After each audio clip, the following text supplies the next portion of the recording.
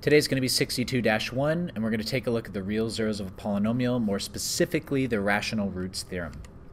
And so we're going to use the rational roots theorem to find the possible rational zeros of a polynomial, and then we're going to factor and find the zeros of a polynomial.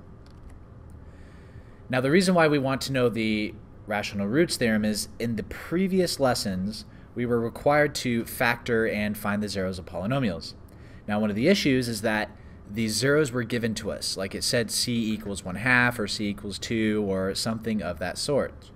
Now if I examined this polynomial here, what would the zeros be? What value would you start with? Do you start with 1? Do you start with 2? Do you start with 3? Do you start with 4? 1/2? Negative 1/2?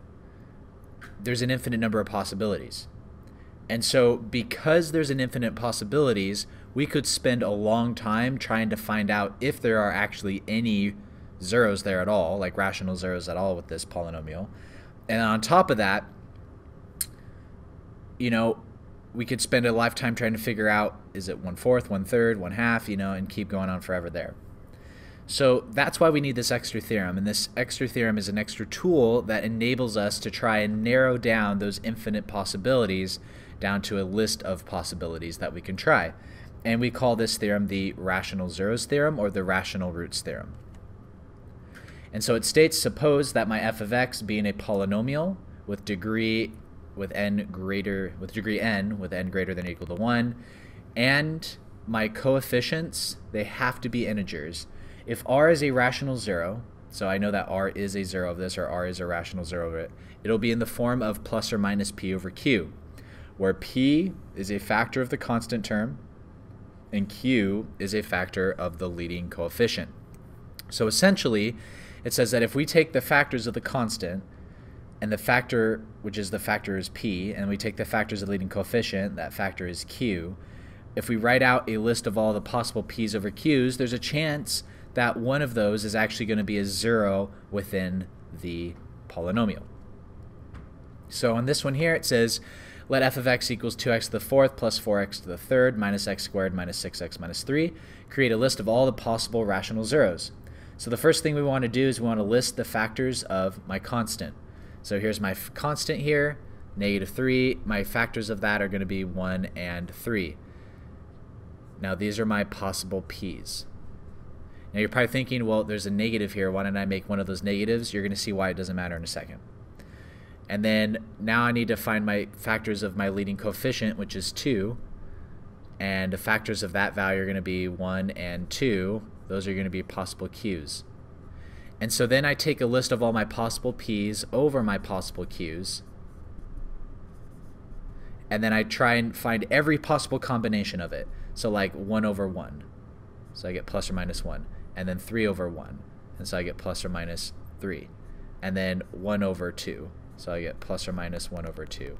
And 3 over 2. And so I get plus or minus 3 over 2.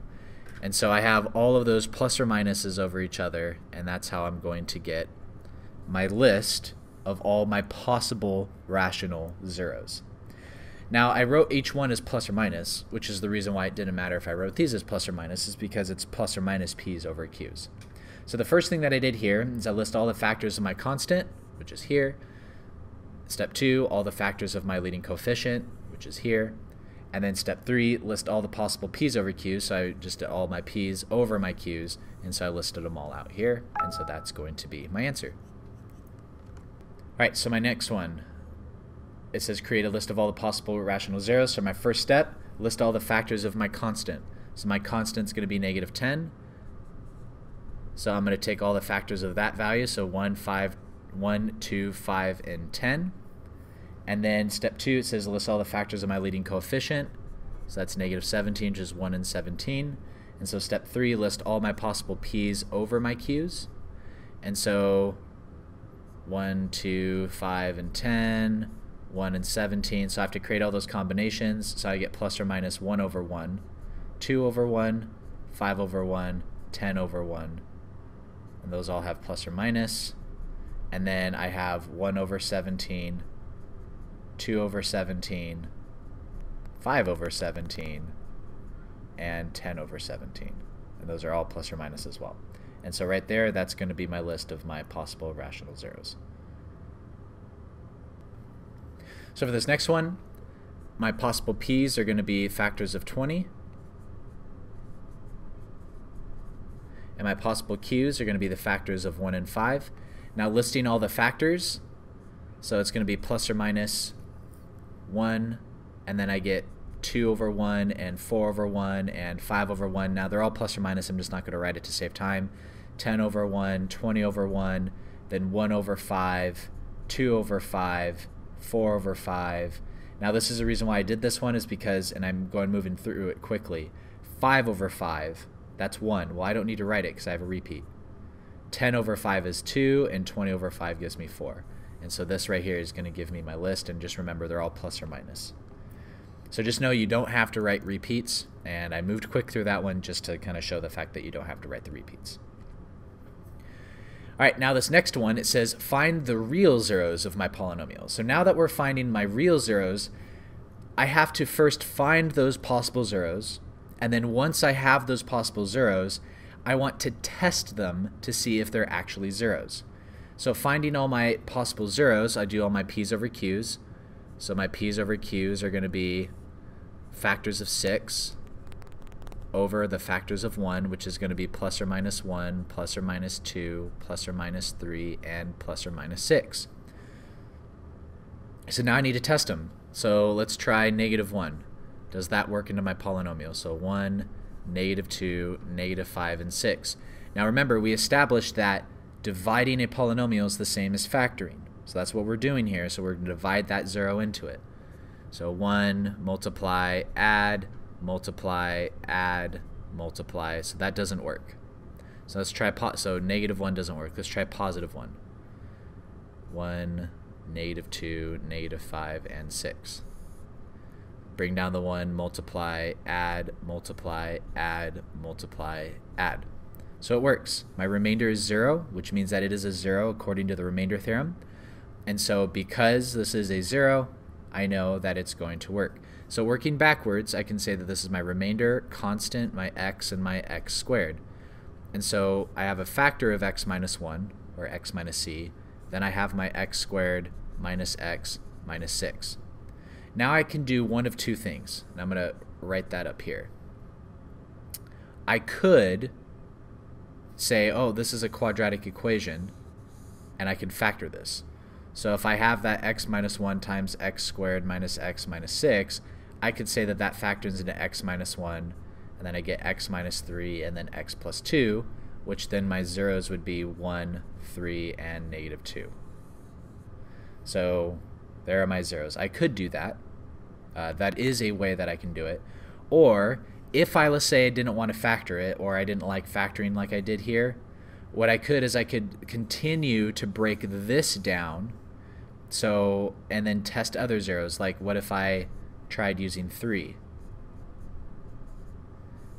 Bring it down, multiply, add, positive 2, multiply, add. So remainder, constant, x. And so then for here, that's going to be x minus 3. My original 0 is still x minus 1. And then what I get here is now x plus 2, which just happens to be the same thing that I get up here. So just know that there's multiple ways to go about that. Typically, when we get down to a quadratic equation here, we want to employ other ways of factoring because it just happens to be easier, but that's just a way that we can do it. So the first thing that I did here is, remember, we have to find our list of possible rational zeros, and that's what I did here. And then so I found out that 1 works, and so I was able to start factoring my polynomial. Then I could continue to factor this, and there was those two ways that I said. I could just, oh, this is a quadratic equation, or I could continue trying to divide with my possible zeros that I have here. You just continue on with the list. Now another thing that you want to be aware of is you could also have multiplicity. So even though I tried positive 1 and it worked, you might have another positive 1 in there because multiplicity says you have more than one of those. So you also have to consider multiplicity when going through that. They may exist. Next one.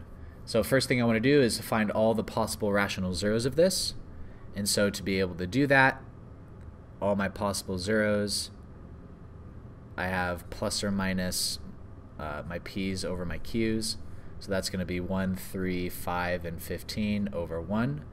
And so I'm going to get plus or minus 1, plus or minus 3, plus or minus 5, and plus or minus 15. So now testing these, if I try 1, I don't have an x cubed. I don't have an x, so you have to remember the placeholders.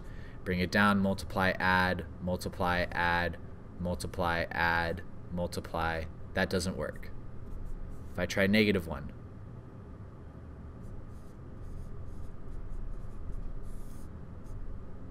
multiply, add, multiply, add, multiply, add, multiply. That doesn't work either. So negative 1 doesn't work. Now what you're going to find out is none of them work.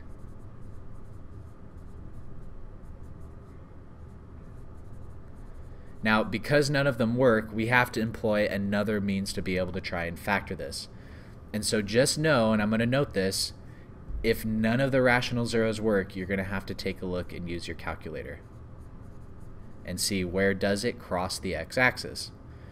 So just know that the only types of zeros you will have zeros here, they're going to be what we call irrational zeros. And so to find those, we're going to have to use a calculator. Next example, first step, find all the possible rational zeros. So my possible p's over q's, I'm going to get 3 over 1, sorry, and 1 over 1. And then I'm going to get 3 over 2 and 1 over 2. Now as I go through and try them out, if I try positive 1, 2, 1, negative 7, negative 3, and 3, bring down the 2, multiply, add, multiply, add, multiply, add, multiply. Doesn't work. So now let's try negative 1. 2, 1, negative 7, negative 3, 3. Bring down, multiply, add, multiply, add, multiply, add, multiply. That one works. That's good. So now I have x plus 1 times, and then remainder, constant, x squared, x cubed. So that'll be 2x cubed minus x squared minus 6x plus 3. This right here could be broken down further. Okay, so we can take that and we can break it down further. And so trying to divide, we're going to have to continue trying other values. Well, if I try negative 1 again, it won't work. If I try plus or minus 3, maybe one of them will work. Maybe let's try 1/2. Now the nice thing is when you use fractions though, they will work out nicely. They're not going to be ugly. Now notice what I used was the coefficients of this one. Okay, I used the coefficients of this one for that. Okay, so just remember, in this process of trying to factor and break that down, you want to use the coefficients of what's being broke down to be able to do this. It just makes it easier. So now bringing down the 2, multiplying, adding, multiplying, adding, multiplying, adding, I get this. So now writing what I have x plus 1 from here. I have x minus 1/2 from the 0 that I just tried there. And then remainder, constant, x squared. I have 2x squared minus 6. Now this is quadratic, so I can employ other means to try and solve and factor it. So first thing, I can factor out a 2.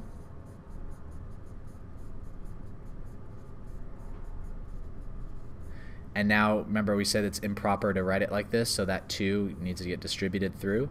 So I get x plus 1 times 2x minus 1. And now that it's been completely factored, now what I can do is set each of these equal to 0. And I'll do this one up here to get more room. Well, this one gives me x equals negative 1. This gives me x equals 1/2. Now solving for this one, so taking the square root of both sides, I get x equals plus or minus root 3. So that means that my zeros are going to be negative 1, positive 1/2, and plus or minus root 3. And that's going to be my answer. Now this does conclude our lesson. Just remember that the rational roots theorem, it gives us an ability to take the infinite number of possibilities of zeros and at least try and narrow it down to a list for us to be able to try it. And so we're going to use polynomial division to confirm if it's actually a zero or not, which is part of the factor theorem and part of the remainder theorem. And so we were able to do that in this example. This last one here, example number 5, was a good example of that. And so if you guys do have any other questions with that, please leave them in the comments.